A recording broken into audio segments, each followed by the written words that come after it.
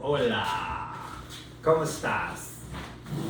We are here to taste wines with you. For those of you that aren't with us here at the winery, it's a virtual tasting. We do it every single week. We pick 2 delicious wines from around the world to explore, to study, to introduce to you, because we think there's too many delicious wines out there for you not to know about them. Would you agree, Chef? Could not agree more. Of course, Chef Chris, he does all the heavy lifting when it comes to the food that you're going to have with it. And we're going to talk about the food to pair with these wines. And I'm going to get Chef Chris's initial reactions and opinions on this wine. He has not had these wines, so that makes it a little bit more fun when we can surprise him with it and get his natural reaction. Now, I have vetted these wines. I think they're wonderful. It would be great if I just like spit it. It would be great. I'm waiting for that day. What is this? One day it'll happen, and and then it'll all be worth it. These hundreds of episodes tasting delicious wines. Yeah, I think the vetting process really helps that. Yeah. My palate's not too shabby. I would say not. All right.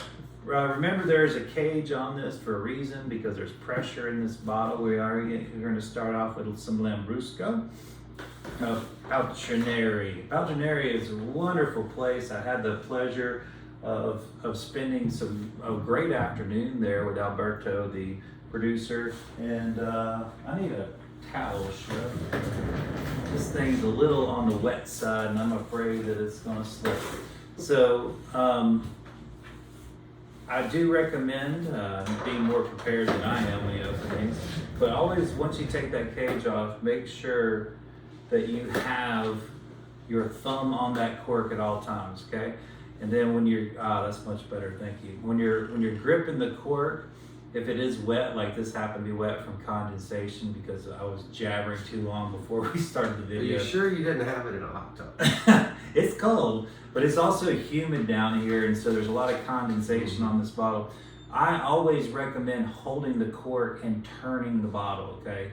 So a lot of times people are kind of twisting from the cork, and that can oftentimes break your cork. So I always recommend that you turn the bottle, not the cork. And boy, that It's packed in there well. breaking the cork on a bubbles is It's a much different scenario than on a still wine, because then you've got trouble.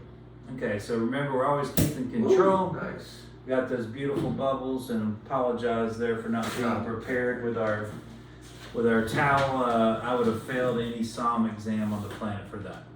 All right, so I want you to notice, Chef, look at those beautiful bubbles. Look at that, and that color. And that color. Look at, you can see it on the screen there. Strawberry. Yes, this is absolutely wonderful. Now, Lambrusco is a region and it's a grape. And there are several Lambrusco grapes that are available to make beautiful Lambruscos from. And Alberto has some great expressions of those. I think his winery is, for most people, kind of cutting edge. It's steeped in tradition. His family started with making balsamic vinegars, which when I was there, tasted through some 40 and 50-year-old balsamics. He also makes killer ouzo too. Wow. I mean, What an innovative place. Sorry, Grappa. I got my countries wrong. Grappa.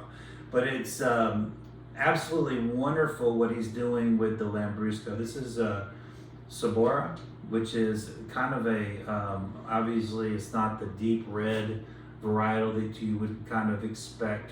This is more of a lighter, brighter expression. And what can I say? I think there's a great place for all of the different varietals of Lambrusco, and I think that, we kind of get caught up in just that one big juicy red dark one, and it is delicious, but there's a lot more going on, a lot more expressions that we can be enjoying. I've got to tell you, just for my palate, I prefer this. Yeah.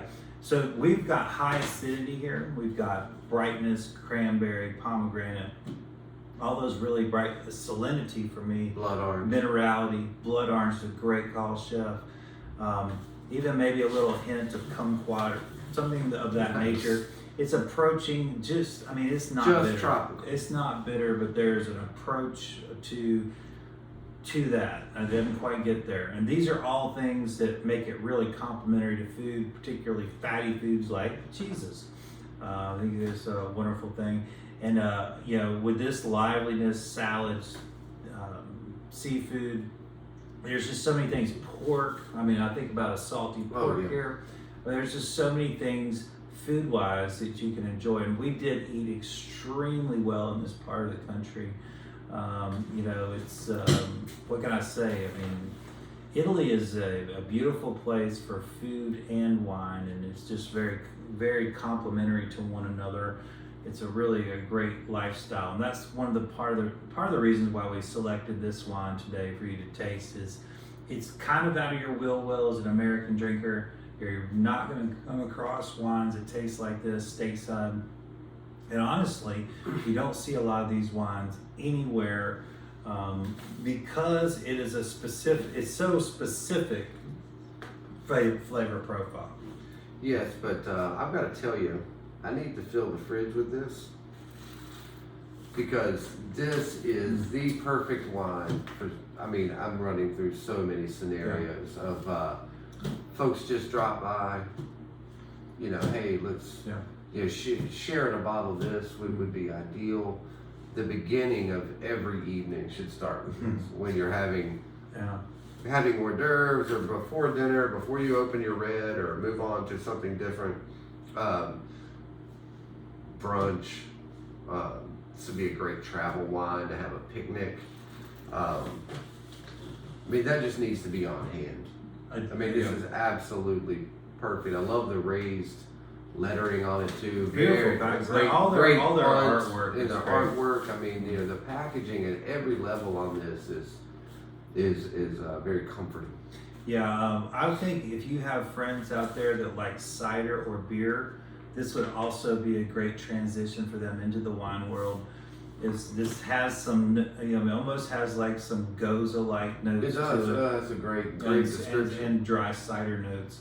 So it really does, to me, this wine steps out into a different area, and you know, it doesn't separate itself from wine, but it makes it more inclusive to other styles of beverages. I feel like there's some crossover that kind of links a little bit more. Yeah, I'm always trying to get people that are beer drinkers, they because they're so texture driven from the beer, very much so, to get them on and bubbles. they're very bitter sour driven. Most beer drinkers are like, you know, especially these the ghost beers and the IPA. I mean, you're picking up on the bitter from the hops. You're picking up on the sour. It's just it's great. But I just can't get over what a great starter wine this is for your afternoon evening. So I mean, just to kick things off when you get home, you're not even relaxing. It's like, to me, it's like when you get home and you still have stuff to do. So like you're sipping on this while you're watering the flowers, or you're still doing a few chores before you start, you know, your night in earnest, before you switch to what you're gonna drink for the night. I think this is just perfect for that. Yeah, that's a great transition from your hectic day. And it does have such a brightness and liveliness to it. So like you said, like you have stuff to do, this kind of gives a little burst of energy. It's like, you know, you're not going to, you know, this is not a roadblock. Right, it's not going to lay you down on the couch. This is very encouraging. It's kind of like we talk about lunch or brunch too. This is a great wine to pop open during the day at lunch or late morning. You know, if it's a Sunday or, you know, Wednesday. You know, and you're just not going to do anything. This is a great one to start out with. It's not going to wreck your day, but it's going to give you a lot of excitement and happiness. Yeah, I totally agree, Chef. So, I mean, the versatility with food selection. All over the map. I mean, we could throw a dart at this point. However, we are kind of going over the top. And we're going to have a beautiful tart. And what we're stuffing in this tart there, Chefy, is Maine lobster. Oh, yeah. Smoked goat cheese and watercress pesto. You know, the sharpness of goat cheese with this, especially the smoky sharp. Yeah, that'll be beautiful. And you said watercress? It's a watercress basil pesto, so you get the pepper, kind of minerality pepper thing on that. Yeah. It's going to be great. Of course, the garlic and the cheese in that as well is going to shine. Yeah. Custard's rich, and eggy. Just a cut through. The brininess of the lobster is going to be great with the salinity. One of the things I want to make note here is this finish is flavorful but so clean. Yeah, they're like... It's that blankish clean. It's just like my palate is perfectly primed for whatever else comes to me. So it's gonna the next thing that hits my palate is gonna taste even better because this is such just a cleansing effect on your palate. Absolutely, and all the things you mentioned earlier, we have to settle on one that's going to be in your kit. But like you were saying, I mean, the list goes on and on and on. Cheeses, cured meats. Chicken on this, I think, would be good. We've kind of passed that time of year, but I want this with fried chicken. Sorry. Sure, that's a great call. I mean, I really want some slaw, buttermilk, buttermilk marinated. Have some slaw, and that's really what I want. That little bit of tartness, I think, from the buttermilk added to there's this. This is a really complex beverage. I think it can handle some spice too. Yeah. Even if you I like to season the flour with lots of blackening and things like that. Cayenne. I think this is going to be. It would be a great have dumplings, some spicy dumplings with this as an appetizer. Sure. Yeah. Yeah. The list goes on and on and on. Any seafood you could ever imagine. It's going to be great with this. Yeah, but you had to pick the most expensive one. You're welcome. Nothing but the best for our guests. We could have got by with some mullet, but you got to throw lobster. Well, the perch truck was late. The perch so out here so long. Oh my gosh! Little brim and crab. That's our next big adventure. We're gonna create a perch delivery truck. Delivery service. Would you like that? It's kind of like an ice cream or smoked ice cream truck. I'm gonna do a perch. A pecan smoked perch in a cone. Think how happy the kids would be. Get out here $5. The perch truck is coming. Oh, we need a theme song. For the perch. It's too early in the morning for us to be sober. So if we're awake. This is us when we're sober. We're a little giddy. We're like completely normal after we've had a few. We are getting an early start. We gotta get to zero. We gotta get to zero. We're on this early start of a video because of all the craziness going on in our downtown. We have our big Autumn Leaves Festival. We're gonna be open extra day. There's just not say millions, it feels like millions, but like 300,000 people descend on Mount Airy. All the downtown streets are closed and there's over 300 vendors.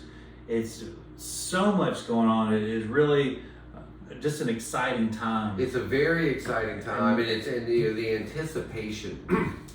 I forget it. I was talking earlier. The festival itself is not difficult because this is what we do, and it's the same thing we always do, just with more people. But the lead up is the anticipation, the planning, the did I do enough? Is this right? Are we ready? That's the hardest part. Once it starts, it's going through the motions, and it's usually quite smooth. But I dread the days like now leading up to it, and that's another thing about the whole town, kind of our world of it, just shut down. It's thank you. I mean, after today, it's over. I mean, you can't get anything in here. You can't get people around. So it's like you're kind of what you have is what you have. It's crazy because we're up at the deadline of noon when the streets close, and we have vendors like riding in on 2 wheels. Yeah, just like please let me get to you. Yeah, we kind of delayed our video because we had a vendor issue. We're trying to get squared away. How are they going to get their truck broke down? They're like, we're not going to make it before the noon thing, and it's a challenge. I've got something I've got to bring in tomorrow, and I'm going to have to drive and meet him. And load it onto my truck up here at the shopping center because he's not going to get anywhere near this place. Right. But whatever it takes. It's fun. It's an exciting time. I love this stuff. And I love this stuff, Chef. I can't wait to try this. You've been look talking at that it color. up. I Look know at that it's color. squid ink. I hope you like squid ink. All right, this is Moser. We've had some wines from them. This is, of course, northern Italy. Actually up into Alto Adige, I believe. It's as far as they have vineyards all the way up into that area. The Veneto. We're talking about northeastern Italy. And they have two different lines. This is the Warth line, and I believe we've had one or two from this line. The Mueller-Thurgau, I think, was a big hit. And this is another beautiful. Now, one of the things that is kind of more sparse is reds of magnitude, I would say, from northeastern Italy. And you're talking about the Dolomites or Dolomiti. You're approaching the Alps. So obviously we're going to get more white wine dominated in this area. And when it comes to reds, those aren't as prominent, or maybe not as memorable. Maybe might be the best way I think you have a challenge there. It's not that they're not delicious, but mountain wines, mountain reds are different. They're thinner, lighter, and so they're more about situational reds instead of just like go-to reds. That's a great way to put it. I think Americans are, generally speaking, they're going to reds more often, and they want their reds to be standalone-ish. They don't have to be situational. They can grab it and drink it. And of course, we're always teaching situational reds because we think that there's so many special reds out there that in the right moment, right food pairing, there's nothing better in the world. They're better than the average go-to red for sure, but you got to find that spot to put it in. So when it comes to having a big red from the Northeast, this is important grape, teroldego. And I think it's important too. We have to understand our level of immersion in this world that a lot of people may or may not resonate with. That they just like, I just want wine. Yeah. And everything you're reading now, I know the more I read, even Washington State. Obviously, you've been reading the headlines. France is ripping out acres and acres of vineyards. Washington State's ripping out because the people's palates are changing. People don't want as big a reds. The average drinker. And so I think there's a real opportunity for wines like this to be, even though we would serve them situationally, I think a lot of the younger folks would like this style as an everyday one, even though we wouldn't put it there, but because of the lighter style. But in terms of this area, this is a huge big red. This is their biggest of reds. So of course this is not like a Pinot Noir or a Gamay. This is a much bigger. A lot of people would compare this to maybe a Primitivo. That was what I was going to say. The spice on here is very creamy. The spice is great, but really Cab Frankish on the nose. On the nose. But this grape really has a lot of weight for a mountain red from this area. So this is a fuller red for the area.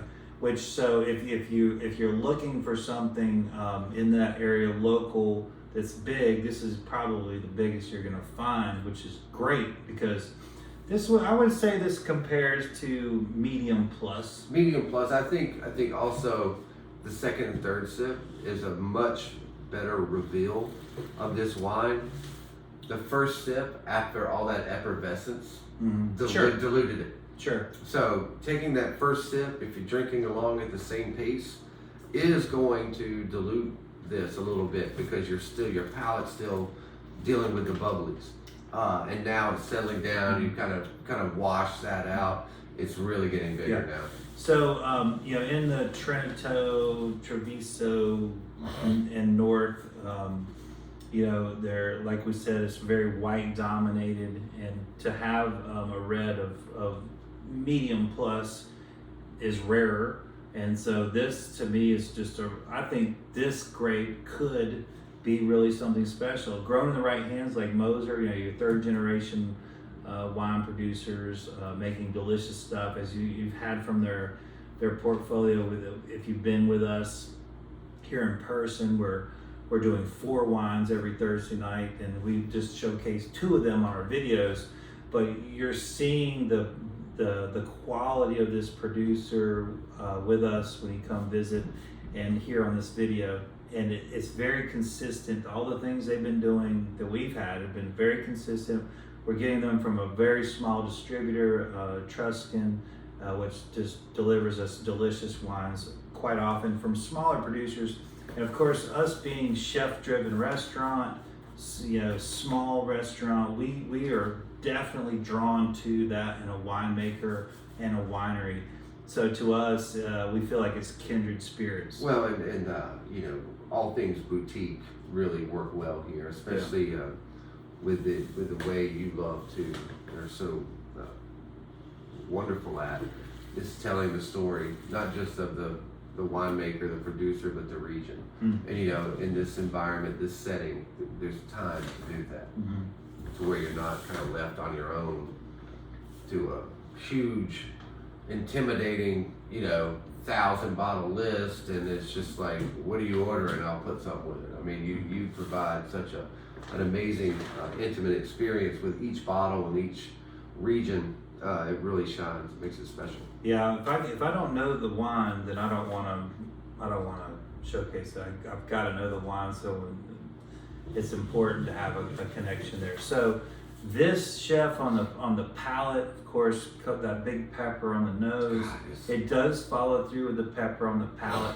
It's extremely fruity, juicy, intense, I think, on the front, but then it finishes extremely dry, or dry plus. Dry clean. And dry clean, that's right. This to me reminds me almost like a Malbec on the front, but it totally dispels that. If it was a blind tasting, I would never say it's Malbec.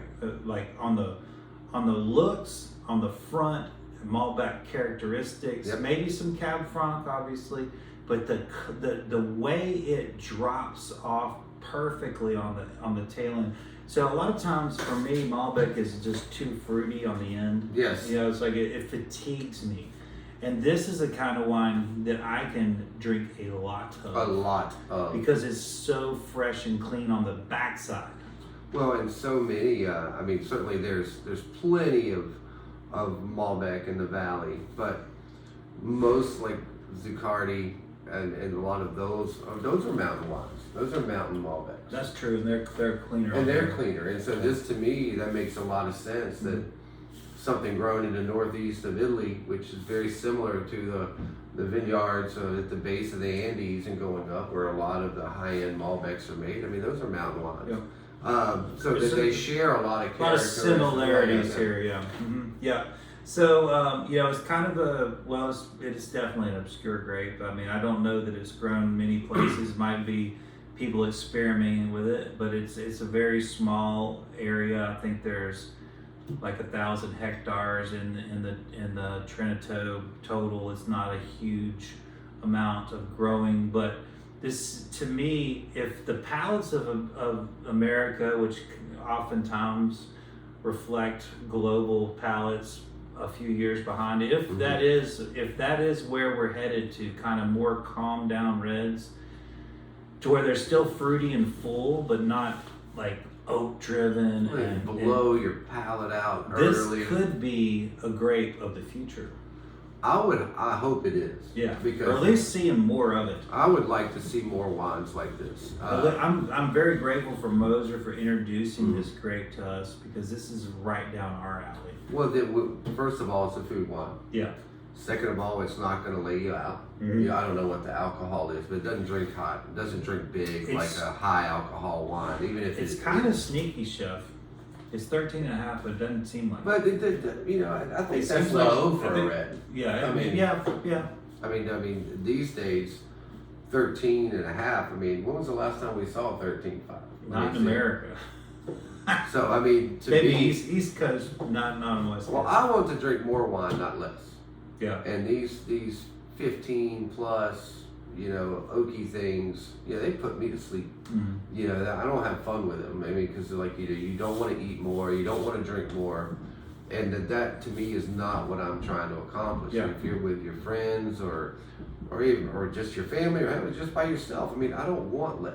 Yeah. I want to drink more wines. I want to have more experiences. I want to try more food. Yeah. And the bigger the wine, the less of that you can do. And so I hope that this is a trend, because I would love to see. Now, obviously, there's a place for everything. I don't want everything to taste like this, and what fun is that? But I just mean more of these options. More of these options. More of these options, yeah. And of course, and Malbec, the popularity of Malbec's helping with that. I agree. That has been one of the trends that I think it's generally helped overall the transformation of the palates. Just driving that, Mm-hmm. Because Malbecs are rarely ever overly oaked, where That's cabs are consistently over oaked, and Chardonnays, whether they should be or not. Yeah, I mean, there's a market for it. Clearly. Like I said, we don't want we don't want anything to disappear. Yeah. We have these discussions all the time. We had a chef's table last night. We had 9 people at the chef's table, and we were talking about oaking, and we had 9 very different people at the table. Absolutely, yes. And different ideas of what good wine or bad or tasty wine was to them, And it was a very nice discussion on oak. And certainly there was many of us that were saying how much we liked big oak in certain occasions, and other times we didn't want a lot of oak. And I think with that trend there for a while, about 8 years ago, I guess it was, before, where everything was just like, let's see how oaky we can make everything. And now we're coming back down off of that. Yes, and I think it's a couple of things too. It goes back to what we were talking about earlier, what you brought up about situational drinking. And I think if, in the middle of January when it's, 25 degrees out and you've got some stewed lamb and you have that perfect oak wine, you're like, oh my God, it's the best thing I've ever had. Because situationally you were cold and the food was deep and rich and it warmed you and the wine warmed you. Mm-hmm. And you love that feeling. Well, that doesn't necessarily translate to 12 months of drinking. And I think that plays a huge role in it. That it kind of turns your palate. But then the other is, it's like, just because you like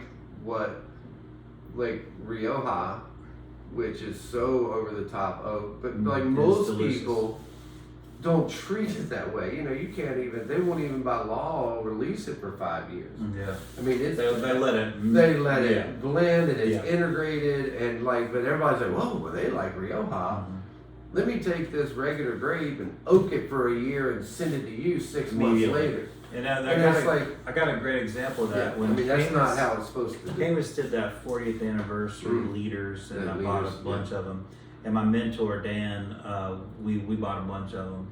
And right out of the gates, we're like, gosh, this is so vanilla. It's like they released it too early. But 3-4 years, 5 years later, that vanilla settled in. It wasn't driving it. Now, most people were just drinking it up. They weren't waiting. And so there are certainly cases for understanding why a wine is oaked. It's maybe not to drink today or tomorrow, but next decade, and that is what Rioja is. Yes, but their laws protect you. They're protecting you, the wine drinker. Yeah. But there's nobody protecting some upstart in Napa. We have no laws. We have no laws. And it's not even about laws, but it's for you to have a better wine drinking experience. And it's honestly too, I think it protects. Oh please, thank you. I think it's protect the region, the integrity of a wine growing region. Thank you again. So if you're growing Cab in Sonoma or Napa, and some software developer buys up a bunch of prime land and it's like all new oak, release it 1 year, it's like that doesn't you're going to ruin Stag's Leap. You're going to ruin all these things because people are going to think that that's what wines like that taste like. Yeah, there has to be a certain amount of education. If you're going to release it early, you need to say, hey, you know what? Wait a couple years before you open this. But that's what I love about the laws of Europe is they're not there to punish. They're there to reward everybody. It's like, you can't behave like that here in Burgundy because you speak for the region. Yes. And so there has to be minimum standards of quality that you can't just come in here just because you can and run roughshod over tradition and the quality of, because you speak for all of us. There's such a collective amount of intelligence that's been acquired over centuries. To think that you can just I do what I want. And it's not to stifle creativity. It is not. It doesn't stifle creativity. It's like cooking. Yeah. It's like somebody who, the more you know about the foundations of cooking, the basics of cooking, the more creative you can be. Absolutely. But you can't just I thought of something and blah, blah, blah. You have to have the foundation in order to leap from there to make something great. Or music. If you don't know the basics of music, you can't write some beautiful symphony or some great new thing because you don't know enough to even lay the bass line. Yep, absolutely. So kudos to these beautiful European producers. Obviously, we like all of the wine all over. We're just having a conversation about the differences and the advantages of places that do have certain standards. Chef, you were out in Oregon last March, and I think if there was ever a place in the United States that would create a standard for a region, I think it's going to be Oregon. I hope that somebody in this country eventually makes some kind of standard for releases, whether it be associated with oak or time in the bottle or et cetera, et cetera. Well, they have it unwritten, unpassed. I mean, I've never seen, everywhere I went, all the winemakers and people we spoke with, they have that. I mean, they very much, anytime someone's struggling, they all come together to solve problems. I mean, there's not a sense of competition out there. It's like the all ships rise, and they really do. I mean, even when we were there, I mean, all these flyers for these symposiums, and they were like, oh yeah, well, 30 winemakers. We were all together last week on a Sunday conference, and talking about the weather and how they combat things. So they're already doing it. It's just not as formalized. But I don't think that exists in a lot of places. Otherwise, everybody's very standoffish. What are you trying to do? What are you trying to do? Where you're meddling and to where in Oregon they don't feel that way. They're not meddling. Everybody's raising their quality. They help each other pick and process. They have trouble. They troubleshoot together. I mean, it's how it should be. Yeah, absolutely. I mean, I know it's not. I don't mean to make it sound cheesy, but I mean it really is. I mean, how do you? The collective knowledge is how everyone advances. Yeah, I think I found that out in the chef world. Coming up as a chef, chefs are always hanging out, drinking together, talking together, borrowing ideas, building on other people's ideas, and I think that is certainly something that the wine world would benefit from too.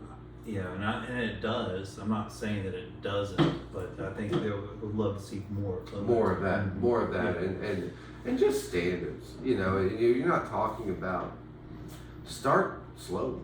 Start very basic, and see where we can have some area to leap off from to build on. It doesn't have to be intrusive or any of those things, but I think that's how it starts.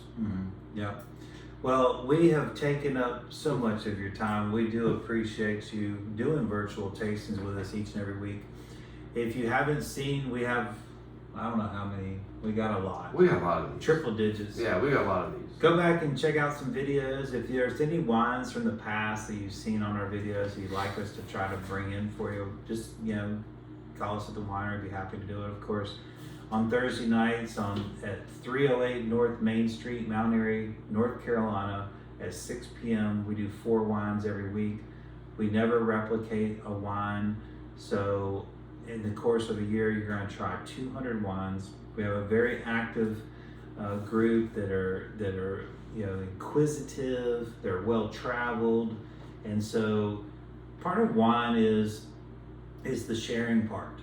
And so if you can share your experiences and your opinions of I mean, and it would it's a great camaraderie. Breaking bread and sharing a bottle of wine is a beautiful thing. So if you can make it here on a Thursday night at 6 p.m., we'd love to see you as well. But please continue to watch the videos, like them, share them, subscribe to our channel, tell a friend. It means so much to us. Yeah. Thank you. And we know we got a dear friend out there that has been here since day one, supporting our wine program and our Thursday night tastings. And we want to know that we're thinking about you. We want you to know, Stan, we're thinking about you. And we look forward to drinking wine with you very soon. And to all yous out Keep there, the good news coming. We'll see you soon. Enjoy your weekend. Thanks for being here. We'll see you soon.